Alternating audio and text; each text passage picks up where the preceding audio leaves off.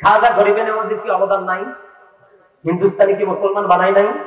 আমি আপনাদেরকে আল্লাহর ওলির পাওয়ার সম্পর্কে ছোট্ট একটা বলে, আল্লাহর ওলিদের কারামত হেসানা মিছা আপনারা বিশ্বাস করেননি? সবাই কথা কন না কেন? সবাই বিশ্বাস করেন না? করতে হবে, নাইলে 100% ইমানদার হতে পারবেন না। খাজা গরিবে নওয়াজ যখন হিন্দুস্তানের জমিনে সর্বপ্রথম কদম দিলেন, হাঁটতে হাঁটতে হাঁটতে হাঁটতে তিনি বিশাল একটা মাঠ, এর মধ্যে একটা অংশে দেখলেন চমৎকার একটা গাছ, গাছের নিচে খুব ছায়া। তখন উনি সহ ওনার সঙ্গীরা গাছটার নিচে বসতে চাইলেন। এখন রাজা পৃথিবীরাজের তৎকালীন সময়ে রাখাল যারা ওট গুলো চড়ায়, রাখাল এসে বলে, আপনাদের কি তো মনে হয় আপনারা ভিনদেশী মেহমান? কয় হ্যাঁ। এখানে কি করেন? আমরা একটু বিশ্রাম করবো, একটু ক্লান্ত হয়ে গেছে কিছুক্ষণের জন্য। কয় না না, এখানে বিশ্রাম করা যাবে না। তার কারণ হলো এটা পৃথিবীরাজের ওটের বিশ্রামের জায়গা। কাকে বলে? যিনি চিশতিয়া তরিকার ইমাম খাজা গরিবে নওয়াজ, ওনাকে বলতেছেন। উনি অনেক রিকোয়েস্ট করলেন যে বাবারে, এটা তো বিশাল বাগান, আমি তো এখানে কিছুক্ষণের সময় একটা অংশে একটা পরে আমি একটু বিশ্রাম করব, আমাদেরকে একটু বিশ্রাম করতে দাও। কয় না, এখানে বিশ্রাম করা যাবে না, এটা পৃথিবীরাজের ওটের বিশ্রামের জায়গা। তো এবার খাজা গরিবে নওয়াজ চলে যাচ্ছে আর বলতেছে, যেহেতু এটা উটের বিশ্রামের জায়গা, তাহলে উটে বিশ্রাম করুক, তাকে উঠাইতে। তার মানে উট যখন বিশ্রামে আসবে তাকে উঠাইকে বলে খাজা গরিবে নওয়াজ। উনি ওনার সঙ্গীদেরকে নিয়ে আনা সাগরের তীরে চলে গেল। দিন চলে গেল, রাত্র হলো, সকাল যখন হলো, উটগুলোকে মাঠে চড়ানোর সময় হলো, তখন খাজা গরিবে নওয়াজ তখন উনি চলে গেছেন ওনার গন্তব্যে। এখন এসে দেখে উটগুলো যেভাবে শুয়ে আছে ঠিক সেইভাবে শুয়ে আছে, পড়ে আছে, যেটা দেখাবে। এখন তারা চেষ্টা করতেছে উটটাকে উঠানোর জন্য, কিন্তু পারতেছে না। কি করতে পারতেছে না? পার বুঝাইতে পারতেছে না। পরে খাজা গরিবে নওয়াজের জীবনীতে পাইলা, আপনার উটগুলোকে বেত দিয়ে পর্যন্ত মারা হয়েছে, উটগুলোর চোখ দিয়ে পর্যন্ত পানি বের হয়েছে, কিন্তু উটগুলো উঠতে পারতেছে না। এই দৃশ্য দেখে তখন পৃথিবীরাজের রাখাল চলে গেল পৃথিবীরাজের কাছে, যাইয়া পুরো ঘটনা যখন বিস্তারিত খুলে বললেন। খুলে বলার পরে আবার তিনি বলতেছে, আমার মা আমাকে ভবিষ্যৎবাণী করে গেছে, ভিনদেশী মেহমান মুসাফিরের কাছে আমি পরাস্ত হব, না জানি সেই মুসাফির এই দেশে কদম দিয়েছে। সুবহানাল্লাহ বলেন না? আরে জোরে বলে। আপনাদের গরু কি, আপনাদেরকে আলের গরু খাজা গরিবে নওয়াজ এসে নিয়ে গেছে, নাকি পাকা দান কেটে নিয়ে ঘরে ঘুরাইছে? এই নিয়ে ওনাদের মতো আল্লাহর ওলিদের দেশে আসতে বিধায় আজকে আমরা ইসলাম পেয়েছি, ইসলামের রঙে রঙিন হতে পেরেছি। এবার কি করলেন? এবার বলতেছে, তিনি বলতেছে, আমার কাছে মনে হচ্ছে না জানি সেই ভিনদেশী মেহমান চলে আসছে। একটা কাজ করো, তোমরা ওনাকে খুঁজো, কোন পথে গেছে। খুঁজতে খুঁজতে আনা সাগরের তীরে ওনাকে গিয়ে ফেলেন। পাওয়ার পরে ওনার কাছে সরাসরি বলে মাফ টাফ চাইলেন। যাওয়ার পরে বললেন, আমরা বুঝতে পারিনি, আপনি আমাদেরকে ক্ষমা করে দেন। আমাদের উটগুলো যেইভাবে পড়েছে ঠিক সেইভাবেই পড়ে আছে, আপনি যেইভাবে বলেছেন ঠিক সেইভাবে পড়ে আছে। খাজা গরিবে নওয়াজ বললেন, যাও তোমরা চলে যাও, তোমরা গিয়ে দেখবো তোমাদের উটগুলো ফ্রি। আসলে আয়সা দেখে, দৌড়ে এসে দেখে উটগুলো দাঁড়িয়ে দাঁড়িয়ে আপনার চিবিয়ে চিবিয়ে খড়কুটো খাচ্ছে। আল্লাহর ওলির এই কারামতকে আপনি অস্বীকার করতে পারবেন? অস্বীকার করার সুযোগ আছে? আরো জোরে বলেন। শাহজালাল মুজাহিদ আমলির অতীত জীবনী খুঁজে দেখেন, ওনার জীবনে কত কারামত আছে। আপনি সেই জগতে ঢুকতে পারেননি, জানেন না, কিন্তু কমেন্টস করার আগে পজিশন করতে হবে। ওনাদের মতো মর্যাদায় আমরা যেতে পারবো না। সম্মানিত উপস্থিতি, তারা কিভাবে ওই পর্যন্ত গেলেন? জিকির করতে করতে, রাসূলের সাথে প্রেম করতে করতে। এখন তো আমাদের দেশে রাসূল প্রেমী নাই, আছে? ম্যাক্সিমাম ইমাম সাহেবরা দেখবেন এশার নামাজের আগে 4 রাকাত সুন্নাত পড়ে না। আপনারা দেখেন না, আমরা দেখি ম্যাক্সিমাম ইমাম সাহেব দেখবেন আসরের আগে 4 রাকাত সুন্নাত পড়ে না। জুম্মার দিনে দেখবেন সোজা এসে মিম্বরে চলে যায়, মেহরাবে চলে যায়, সুন্নতের লগে দেখা নাই। আবার পরেও অনেক সুন্নাত নফল ছেড়ে দেয়। এটা কখনোই রাসূলের আদর্শ হতে পারে না, এটা কখনোই রাসূল প্রেম হতে পারে না। আল্লাহ রাসূল যদি নামাজে দাঁড়িয়ে নামাজ পড়তে পড়তে পা মুবারক খুলে যখন মুবারক বের হতে পারে নিয়া, আপনার আমার পা থেকে মাথা পর্যন্ত অপরাধের কোনো কমতি নেই। আপনার আমার আরো বেশি দাঁড়িয়ে থাকার কথা।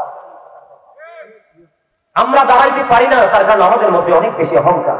আল্লাহ কই আল্লাহ জিকির করতে, আপনি আমি জিকির করতেছি দুনিয়ার এবং বড় লোকদের। কার কথা বলেন না কেন? এরকম না বিষয়টা? দুনিয়ার এবং বড় লোকের। আল্লাহ কুরআন শরীফে সূরা আল ইমরানের 185 নম্বর আয়াতের শেষ অংশে বলে দিয়েছেন, এই জিকিরটা ধোঁকা, এই স্মরণটা ধোঁকা। আল্লাহ বলেছেন, ওমাল হায়াতুদ দুনিয়া ইল্লা মাতাউল গুরুর। কোরআন শরীফের 19 পারায় সূরা শুআরার 88 নম্বর আয়াত খুলে দেখেন, আল্লাহ বলেছেন, ইয়াউমা লা ইয়ানফাউ মালু ওয়ালা বানুন। আপনি যে ধোকার মধ্যে পড়ে, প্রতারণার মধ্যে পড়ে যে আপনি যে জমা করতেছেন কার জন্য? সন্তানের জন্য, বিবির জন্য, তাই না? আল্লাহ বলতেছে এগুলো তোমার কোনো কাজে আসবে না। কোনটা আসবে? এখানে যেটা করতেছেন, মসজিদে যেটা করতেছেন, একটু আমি যেটা বললাম, ভালো কাজের জন্য রাখবেন, মন্দ কাজ থেকে মানুষকে দূরে রাখার চেষ্টা করবেন, আপনি নামাজ পড়বেন, তফিক অনুযায়ী হজ করবেন। সবচেয়ে মজার জায়গা হলো আমরা কিন্তু এখন রাসূলের প্রেমে দরুদও আমরা পড়তে চাই না। এখন তো বেদাত ফতুয়া দেয়, কথা বল না কেন? বেদাত বলার মানুষ আছে না? যেই নবীর ভালোবাসা ঈমান, যেই নবীর ভালোবাসা ফরজ, সেই নবীর প্রেমে আমরা দুরূদ সালাম দিতে পারি কি পারি না? নবীজির কদমে, কথা বল না কেন? এখন নেমে যাব, নেক্সট যিনি আছে ওনাকে আমি ইনভাইট করবো, নিজে ইনভাইট করবো। কোন ওয়াজ করবো? কমিটি যেটা বলছে এটা, নাকি আপনাদের পরিস্থিতির উপর নির্ভর করে? কোনটা? না না, আপনারা তো অসুস্থ, অসুস্থ মানুষের কাছে কি ট্রিটমেন্ট ছাড়া কি কোনো কিছু খাওয়াইতে দিতে খাবে? কথা বলে আপনারা, আপনারা সুস্থ? কে কইছে আপনাদের কে সুস্থ? আপনারা সুস্থ? Now, impossible. আপনারা সুস্থ নন, কয়েকজন আছেন সুস্থ, maximum weak. You are very weak, দুর্বল। কেন জানেন? আমরা সেন্সলেস, আমরা বিবেকহীন মানুষের মতো চলাফেরা করছি, আচার আচরণ। ইসলামটাকে আপনার আমার মনোনীত না আল্লাহ? আপনি আমি তো সবাই জানি, তো আল্লাহর মনোনীত ধর্মের মধ্যেই রয়েছে আপনার আমার পরিপূর্ণ পূর্ণাঙ্গ জীবন। ইসলাম, ইসলাম হলো আল্লাহর মনোনীত ধর্ম। ইসলাম is not only a religion but also a complete code of life. মারহাবা বলবেন না? আরে জোরে। এখানে গেট আপ দেখলে এবার কোন স্কোপ নাই। আপনাদের সামনে রাসূলের সাথে দরুদ পড়া হচ্ছে, আল্লাহর জিকির করা হচ্ছে, আপনারা বাক শক্তিহীন মানুষের মতো তাকিয়ে আছেন অলৌকিক দৃষ্টি দিয়ে। আবার কেউ কেউ মাঝে মাঝে একজন আরেকজনের সাথে খুব চমৎকার ভাবে কথাও বলছেন। আজকে কিন্তু এখানে আপনাদের কথা চলবে না, চলবে যারা স্টেপ বাই স্টেপ একজন একজন করে, যাদেরকে আপনারা আলেমদেরকে ইনভাইট করেছেন, আমন্ত্রণ জানিয়েছেন, একজনের পর একজন আসবে, তারা কোরআন হাদিস থেকে কথা বলবে। এটাই হলো আজকের প্রোগ্রামের সিস্টেম, ঠিক কিনা বলেন? এটা প্রফেশনালি, এটা একটা টিচিং প্রফেশন। আপনারা সবাই হলেন আজকের জন্য স্টুডেন্ট, ছাত্র, আর যারা আলোচক তারা হলেন শিক্ষক। মেনে নিতে পারবেন সেটা?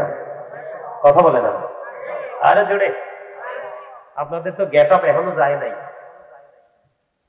আপনি আজকে সন্ধ্যায় আছেন, কালকে যে থাকবেন গ্যারান্টি আছে?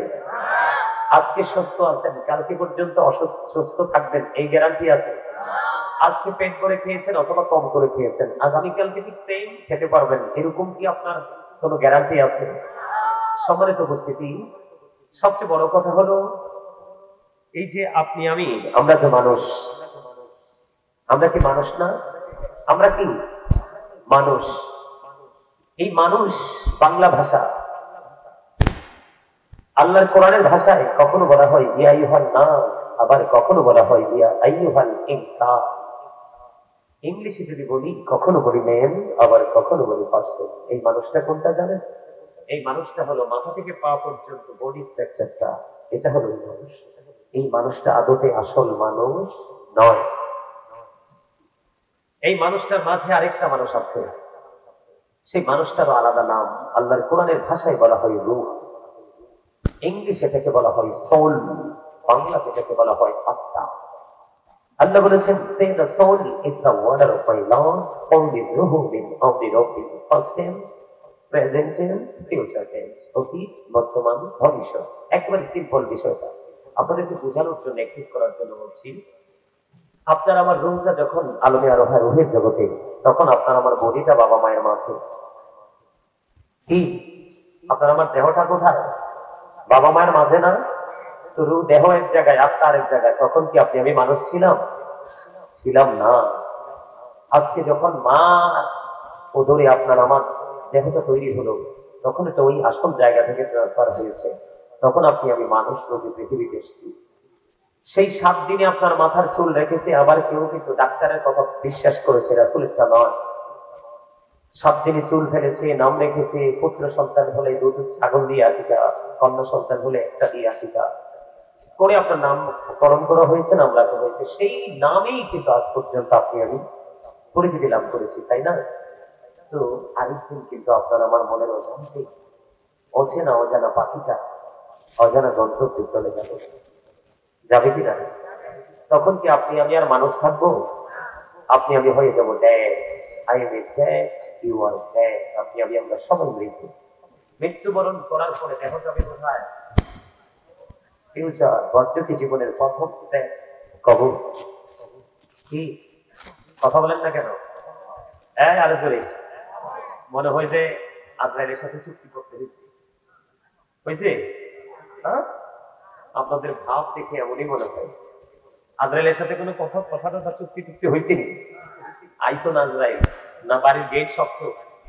আরে জোরে বলেন, বাড়ির গেট কি আজরাইল ঢুকতে পারবে না? পারবে। আরে শুধু পারবেনি, just time, no complain, no argument, কোনো তর্ক বিতর্ক চলবে চলবে একেবারে খামসি দিয়ে নিয়ে যাবে। তো তখন আপনি আমি কি হয়ে যাব? লাশ। কি হয়ে যাব? তার লাশের ঠিকানা কোথায়? কারণ এই জায়গা সম্পর্কে আল্লাহ রাসূল বলেছেন, আল কবর রওজাতুন মিন রিয়াদিল জান্নাতি আও হুফরাতুন মিন হুফারিন নার। আপনি আমি পৃথিবীতে যদি পজিটিভ থাকতে পারি তাহলেই কিন্তু আপনার আমার জন্য কবরটা হয়ে যাবে পজিটিভ। কিন্তু যদি নেগেটিভ হয়ে যায় ভাই নেই। আল্লাহ বলেছেন ইন্নাবাতু শারাব্বিকা শাদীদ। আল্লাহ বলেছেন the sitting of Allah is difficult. আল্লাহর ঘর, আল্লাহর পাকড়াও বড় শক্ত, বড় কঠিন। তার মানে আমাদেরকে আল্লাহ শক্ত করে ধরবে, আপনাদেরকে ধরবে। ইন্নাল্লাহা সারিউল হিসাব। আল্লাহ is going to take account. হিসাব গ্রহণীয় তৎপর, ধরবেও খুব, হিসাবও ওরে বাপরে বাপ, কুইকলি, তাড়াতাড়ি করতে হবে, স্লোলি কোনো কিছুই হবে। এখন এপারে তো বিপদে পড়লে হাত পাতলে পাওয়া যায়, ওপারে কিন্তু পাওয়ার সুযোগ নেই। ওপারে পাওয়ার সুযোগ নেই। এপারে কিন্তু অসুস্থতার হলে ট্রিটমেন্টের জন্য ডাক্তারের কাছে নেওয়া হয়। আপনার নসিবে নাই পৃথিবীর আর হায়াত, মৃত্যুর মাধ্যমে একটা অবসান হয়, ঠিক না? কিন্তু ওপারটা বড় ভয়ঙ্কর। আল্লাহ বলেছেন people will not die that day. সেদিন মানুষ মরার কোনো সুযোগ নেই, মরতে পারবে না। আল্লাহ বলেছেন ফিহা ওয়াদাইয়া। আল্লাহ বলেছেন people will not be able to live that day. বাঁচার সুযোগ। আল্লাহ বলেছেন আমা হুমান হাবি গায়িবিন। People will not be able to escape that day. অদৃশ্য হওয়ার সুযোগ। বাঁচতেও পারবো না, মরতেও পারবো না, পালাতেও। ওরে বাপরে বাপ, জায়গাটা কি ভয়ঙ্কর না? হযরত উসমান রাদিয়াল্লাহু তাআলা কবর দেখলে এত বেশি কাঁদতেন, মনে হতো যেন চক্ষু দুটো ঝর্ণা হয়ে গেছে। এত বেশি কান্না করতেন। সম্মানিত উপস্থিতি, এই জন্য আপনাকে আমাকে এখানে শুধু বসে থাকলে লাভ হবে না, হবে কাজ করতে হবে। এই আপনাকে আমাকে আল্লাহ রাব্বুল আলামিন জবান দিয়েছে কি? চুপ থাকার জন্য? চা দোকানে বসে বসে চা খাবার মানুষের বদনাম করার জন্য? বিশেষ করে ইয়াং মেন যারা আছে, ফ্রেন্ড সার্কেলদেরকে নিয়ে কোলাহল পরিবেশে বসে অগ্রহণযোগ্য কথা বলার জন্য? তো কেন দিছে? আল্লাহকে ডাকার জন্য। আরে বাপরে বাপ, আলহামদুলিল্লাহ বলেন। এই জন্যই আমি কই, বুড়া মানুষের অন্তর আল্লাহ রাসূলের প্রেমে ভরা, আর বর্তমান প্রজন্মের ম্যাক্সিমাম যুবক যুবতীদের অন্তর হিংসা, নোংরামি আর আত্মগরিমায় ভরা। ঠিক কইছো কে? সুদা করে একটু হাতরা তোলো তো ভাই। তারা আসলেই মানসিক ভাবে অসুস্থ। আপনাদেরকে আমি কি বলছি? দেহ এবং আত্মা। দেহের মধ্যে আত্মা না থাকলে আপনি আমি নাই, আত্মা থাকলে আপনি আমি আছি। তাইলে এখানে কি আপনার দেহটাকে শো করবেন নাকি লগে আত্মাটাকে? তো আত্মাটাকে যদি রাখেন তাহলে আপনারা এত দুর্বল হয়ে পড়ে আছেন কেন? নাকি বিষয়ের জন্য? পিসের তো আসবে, কিন্তু আজকে উনি সিপ অবশ্যই আসবে, আসবে না? আপনাদের মন খারাপ করার কি আছে? আল্লাহর ওলিদের কাছে যাওয়া যায় না? তাদেরকে ওসিলা হিসাবে তাদের কাছে যাওয়া যায় না? যায়। এটা বিশ্বাস করেন? কে কি বিশ্বাস করেন? হাত তুলেন তো দেখি। না না, হাত নামান। আল্লাহর ওলিদের কাছে যাওয়া যায় না? তা আপনাদের হাত এমনি বেকার।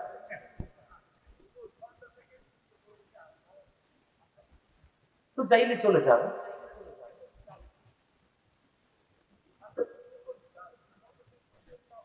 আপনি রাগ হইতেছেন কেন? হ্যাঁ, অবশ্যই বলবো, কারণ বক্তা এবং শ্রোতার মধ্যে থাকতে হয় আকর্ষণ এবং বিকর্ষণ। আমি যে দুরূদ করছি বলেন তো, আওয়াজটাকে মিষ্টি হয়েছে? হয়েছে? জিকির যে করছি, জিকিরটাকে মিষ্টি হয়েছে? এই আল্লাহ রাসূল, আল্লাহ রাব্বুল আলামিন বলতেছে ফাযকুরুনি আযকুরুকুম। আল্লাহ বলতেছে remember me then I will remember you. তোমরা আমাকে স্মরণ করো, আমি তোমাদেরকে স্মরণ করব। এই এত সুন্দর জান্নাতের বাগানে এসে আমরা স্মরণ করতে পারতেছি না। আমরা আসলে দুর্বল না? অবশ্যই দুর্বল। আপনারা মানেন বা না মানেন, আমি কনফিডেন্স থেকে বলছি। আপনারা জবান দিছে, একজনকে বুবা বানাইছে, আর আপনারা জবান দিছে, কেন দিল? আল্লাহ বলছে আল্লাহকে রাখার জন্য, আর আল্লাহ রাসূল দিয়েছেন খুব চমৎকার সমাধান। আল্লাহ রাসূল বলেছেন জিকিরটা জবান দিয়েও করা যায়, অন্তর দিয়েও করা যায়। জবান এবং অন্তর দুটো মিলে যে জিকির করা হয়, এটাই হলো সবচেয়ে উত্তম জিকির। এইটা এখানে আপনি অন্তর দিয়ে মনে মনে জিকির করার জায়গা না। এই জিকির করবেন আপনি ঘরে, বাড়িতে, একা একা।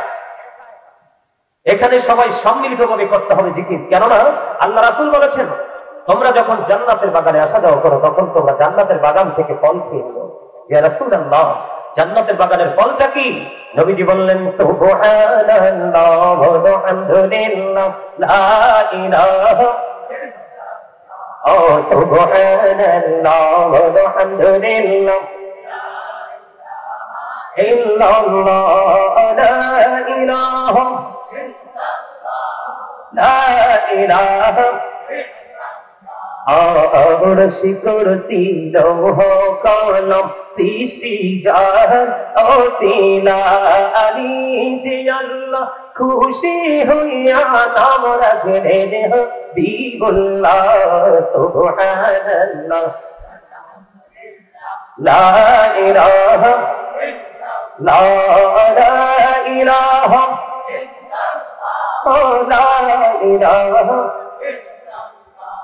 নামের সাথে নবমী শেয়াম যারে আল্লাহ পাচাইলা যে আল্লাহ দুস্ত বলে তাহার প্রেমে মজিলা সুবহানাল্লাহ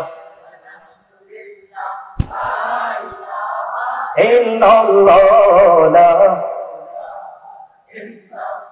লা ইলাহা ইল্লাল্লাহ মুহাম্মাদুর রাসূলুল্লাহ সাল্লাল্লাহু আলাইহি ওয়াসাল্লাম। আলহামদুলিল্লাহ। এই যে এই শুরুতে যে আওয়াজ দিয়েছেন আর এখনকার যে আওয়াজ দিয়েছেন, কোনটা ভালো লাগছে বলতো? লবণ না দিলে যেমনি খাবার মজা হয় না, আর মজা না হইলে যেমনি খাওয়া যায় না, ঠিক জান্নাতের বাগানে আসলেও প্রেম নিয়ে আসতে হবে। আপনি যতক্ষণ আল্লাহ রাসূলের সাথে প্রেম করতে না পারবেন, ততক্ষণ পর্যন্ত আপনার কাছে কোনো আমলই মজা লাগবে না। আর আমল যদি মজা না লাগে, তাহলে কখনোই আপনার আমল করতে মনেও।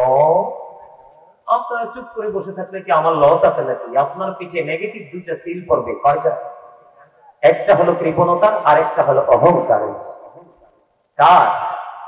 অহংকার কি আপনার আমার করা সাজে? কতদিন বাঁচবো সেটাও জানি না, সুস্থ কতদিন থাকবো সেটাও জানি না, কত বছর পরে বুড়ো হবো সেটাও জানি না, সন্তান বিদেশে কবে যাবে টাকা দিয়ে রাখছি সেটাও জানি না, যেটা আছে এটা কবে আসবে সেটাও। তো এত কিছু অজানা থাকার পরে প্রাউড ফিল করার কোনো সুযোগ আছে না? তো যিনি এত কিছু জানেন, যিনি স্রষ্টা, যিনি ক্রিয়েট করেছেন, ওনার তো কোনো অহংকার নাই। তাহলে আপনার আমার কি করা উচিত? অহংকার মুক্ত হয়ে আল্লাহর গোলামি করা উচিত। কথা বল না কেন? অহংকার মুক্ত হয়ে কি করা উচিত? আল্লাহর গোলামি করা উচিত। আর গোলামের ট্রেনিংটা দিয়েছে কে? রাসূল। আর রাসূলের কাছে যাওয়ার শিক্ষা দিয়েছে আল্লাহর পরিবার। এই মিয়া শাহজালাল মুজাদ্দিদি আমানি, তিনি সুরমা নদী পার হয়ে গেছে জায়নামাজ বিছাইয়া, আর আপনি আমি নৌকায় চড়েও যেতে পারি না। আপনি কার সাথে কম্পেয়ার করেন? আল্লাহ রাব্বুল আলামিন বলেছেন, join with my dear people, come to my paradise. আল্লাহ বলেছেন তদখুলি ফি ইবাদি ওয়াদখুলি জান্নাতি। অস্বীকার করতে পারবেন? আরে যারা বলেন কার কাছে যাইতে বলছে? আল্লাহর যারা গোলামি করতে করতে আল্লাহর প্রিয় হয়ে গেছে। শাহজালাল মুজাদ্দিদি ইয়ামানি কি আপনার আল্লাহর প্রিয় হয়নি? কথা বলেন না কেন? এগুলো ইমানে গলত থাকলে এই ধরনের কমেন্টস আমাদের মধ্যে আসে। বাংলার জমিন ইসলাম আনছে কে? আরে যারা বলেন আনছে কে? আপনি সত্য না বললেও সত্য, আর আপনি মিথ্যা স্বীকার না করলেও মিথ্যা। আল্লাহ বলেছেন অকৌলু কওলান সাদীদা, আল্লাহ বলেছেন সে দা রাইট থিং, সত্য কথা বলো, সঠিক কথা বলো। আজকে ইসলামের প্রাণ খুলে ইসলামের কথা বলতে পারতেছি, ইসলামী রঙে রঙিন হয়ে নিজের জীবন বাস্তবায়ন করতে পেরেছি আল্লাহর ওলিদের কারণে। আল্লাহ বলছে না ওয়াবতাগু ইলাইহিল ওসিলা? কথা বলেন না কেন? আল্লাহ বলছে না ওসিলা খোঁজার জন্য? সেই ওসিলাটা কি? আল্লাহ বলেছেন আকুনু মা'আস সাদিকিন। তাফসীরে রুহুল বায়ানের মধ্যে আল্লাহর ওলিদের কথা, তাফসীরে মাজহারির মধ্যে এসেছে আল্লাহর ওলির কথা, তাফসীরে কদরির মধ্যে এসেছে হক্কানি আলেমদের কথা। কারণ হক্কানি আলেমরা হলো আল্লাহ ওয়া রাসূলের বিধানের খনি। আওয়াজ করে বলেন সুবহানাল্লাহ। আপনি কি বাড়ি বানালে ইঞ্জিনিয়ার লাগবে না? তো ইঞ্জিনিয়ারের কাছে গেলে কি শরীক হয়ে যাবে? কথা বলেন না কেন? আপনি অসুস্থ হলে কি ডাক্তারের কাছে যাওয়া লাগবে না? এটা কি ডাক্তারের কাছে গেলে কি শরীক হয়ে যাবে? আপনি আমার মনের ভাষা বুঝবেন, তারপরে আপনি কথা বলবেন। আমার মনের ভাষা না বুঝে কোনো কথা বলবেন না। আমি কোন দৃষ্টিভঙ্গি নিয়ে কথা বলেছি আপনাকে আগে সেটা আইডেন্টিফাই করতে হবে, এটাকে আপনাকে সিলেক্ট করতে হবে, তারপরে আপনাকে কমেন্টস করতে হবে। এই যে বাংলাদেশে কি আপনার এই যে আজকে আছে জনপুরি পীর সাহেব কেবলা, তাদের কি এই দেশে কি তাদের অবদান নাই? কথা বলেন না কেন? তারা কি দিনের গোলামি করছে না? এক একটা ডাক্তারের প্রেসক্রিপশন এক এক রকম। কথা বলেন না কেন? এক একটা ডাক্তার এক এক রকম ভাবে সাজেস্ট করে। আপনি বুঝতে পারেন না, সেটা আপনার সমস্যা। কথা বলেন না কেন? আরো যারা বলেন আজকে কি আল্লাহর ওলি কি আমরা সিভ হিসাবে রাখিনি? কথা বলেন না কেন? আর মি অর টু রিগ্রেট, আল্লাহর ওলিরা পরকালেও চ্যাম্পিয়ন। তারা কি behold verily thou friends of Allah have nothing to fear or to regret. আলা ইন্না আউলিয়া আল্লাহি লা খাউফুন আলাইহিম ওয়া লা হুম ইয়াহজানুন। আহলে সুন্নাত ওয়াল জামাতের প্রত্যেকটা মানুষের, নারী পুরুষের এই আয়াত মুখস্থ।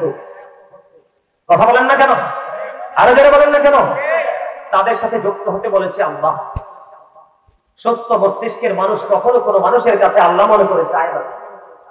আমরা যখন মসজিদে যাই জুমার দিনে কি সাধারণ আপনারা মানুষরা যার যার টপিক অনুযায়ী তাবারক নিয়ে যান না? আপনি কি হুজুরকে খোদা মনে করে যান? নাকি বলেন যে হুজুর আপনারা তো সবসময় আল্লাহর গোলামি করেন, জবানটা পাক, আপনারা দোয়া করলে হয়তো আল্লাহ তাড়াতাড়ি কবুল করবে, একটু দোয়াটা করে দেন, এটা না নিয়তটা? কথা বলেন না কেন? আল্লাহ কিন্তু আলেমদের সম্পর্কে হক্কানি, সব আলেম কিন্তু হক্কানি আলেম নয়। আল্লাহ রাব্বুল আলামিন বলেছেন ইন্নামা ইয়াখশাল্লাহা মিন ইবাদিহিল উলামা। পৃথিবীর মধ্যে আল্লাহর যে বান্দা আছে, বান্দাগুলোর মধ্যে আল্লাহকে সত্যিকারের ভয় করে হক্কানি আলেমরা। আরো জোরে কোন সুবহানাল্লাহ, আরো জোরে বলেন সুবহানাল্লাহ, আরে আরো জোরে। দরান কিল্লে গেছে সুবহানাল্লাহ তো জিকির, আলহামদুলিল্লাহ জিকির, আল্লাহু আকবার জিকির, লা ইলাহা ইল্লাল্লাহ বলা জিকির, সৎ কাজের আদেশ দেওয়া জিকির, অসৎ কাজ থেকে বারণ করার চেষ্টা করা এটাও জিকির, নামাজে দাঁড়িয়েছেন সেটাও জিকির, হজে গেছেন সেটাও জিকির। যেহেতু হজ বিভিন্ন জায়গা পরিদর্শন করা হয়, পরে সম্পন্ন করা হয়, এটাকে বলা হয় জিকিরের জুলুস। আর যেটা একই জায়গায় দাঁড়িয়ে এবং বসে সম্পন্ন করা হয়, এটাকে বলা হয় জিকিরের জলসা। নামাজ জিকিরের জলসা, এটাও জিকিরের জলসা। তাই সুবহানাল্লাহ আলহামদুলিল্লাহ বলতে কি কোনো অসুবিধা আছে? আরে যারা বলেন না আছে। আপনি আমি কি অসুস্থ হলে কার কাছে যাই? ওই দিনটি আমার গলার ব্যথা, আমি কিন্তু বেল্ট লাগাই রাখছি। আজকে অনেক দিন কিন্তু আমি অসুস্থ দেখে, এই যে বেল্ট, এখানে কথা বলতে হবে, অনেক কন্ট্রোল প্রেসার লেগে আগে ঘুরলাইছি। তো আমি আমার এই পিচ্ছিকে পাঠাইছি, আমার মামা একজন ভালো ডাক্তার, একদম প্রবীণ, ওনার কাছে পাঠাইছি। শুধু নমুনাটা বলছি, মামা ওষুধ দিয়ে দিয়েছি, আল্লাহ রহমতে সন্ধ্যায় ওষুধ খেয়েছি, পরের দিন সকাল পর্যন্ত আমি ভালো। আমি কোনাকে খোদা মনে করছি? আল্লাহ রাসূল বলেছেন অসুস্থ হলে ট্রিটমেন্ট করো, এটা সুন্নাহ। কথা বলেন না কেন? আমরা পৃথিবীতে যা করছি উসিলা হিসাবে, কি হিসাবে? উসিলার কথা বলছে কে? আপনি যদি না গ্রহণ করেন এটা আপনার পার্সোনাল ম্যাটার, কিন্তু প্রভাব সবার উপরে ফেলা যাবে। কথা বলেন না কেন? আমার কথা কি আপনারা বুঝে? আরো ধরে কোন? আচ্ছা, নামাজ পড়া শিখাইছে কে? হুজুররা। ছোটবেলায় কোরআন শরীফ পড়া শিখাইছে কে? তাহলে এটা হুজুররা শিখাইলো কা? কথা কম দেখা তো, এটা হুজুররা শিখাইলো কা? কোরআন তো আল্লাহর ভাষা, আল্লাহর বাণী, আল্লাহর কথা, ঠিক না ঠিক? তো হুজুর এটা পড়াইলো, আপনি পড়তে পারলেন না নিজে নিজে? কথা বলতে, হিসাব করতে মাপকাঠি রেখে বলতে হবে, চিন্তা করতে মাপকাঠি রেখে, মেন্টালিটি ঠিক রেখে চিন্তা করতে হবে। চিন্তার পরে আপনি যেটা ডিসাইড করবেন সেটাও চিন্তা করে ডিসাইড করতে হবে। আজকে আমাদের দেশে আল্লাহর অলি বিদ্বেষী, নবী বিদ্বেষী অনেক কিছু বের হচ্ছে, কথা বলেন না কেন? আর আমাদের দেশের মানুষ বোকার মতো বসে বসে শুধু শুনতেই থাকে, শুনতেই থাকে। একটু বিবেক খাটিয়ে কথা শুনবেন, কারণ আল্লাহ রাসূল বলেছেন কিয়ামতের পূর্বক্ষণে পৃথিবীতে কিয়ামতের আলামত হবে আলেমরা। কারা? সাধারণ মানুষের কোনো দোষ নেই, সাধারণ মানুষ আলেমদেরকে ভালোবাসে, এটা বাংলাদেশের একটা নিয়ম, রীতি, একটা সংস্কৃতি, ঠিক না? আপনার এরিয়াতে দেখবেন আপনারা সবাই ভালোবাসবেন। আমার এরিয়াতে আমি যেই মাহফিল থেকে আসছি, বিশ্বাস করেন আমার জীবনে আপনাদের এটার চাইতে আর বড় হোক আপনার প্যান্ডেল মুরব্বীদের আচরণ দেখে আমি পুরো মুগ্ধ হয়ে গেছি। মানে এত প্রেম তাদের সিনায়। সম্মানিত উপস্থিতি, ধর্মীয় যত শিক্ষা আমরা কার থেকে নিছি?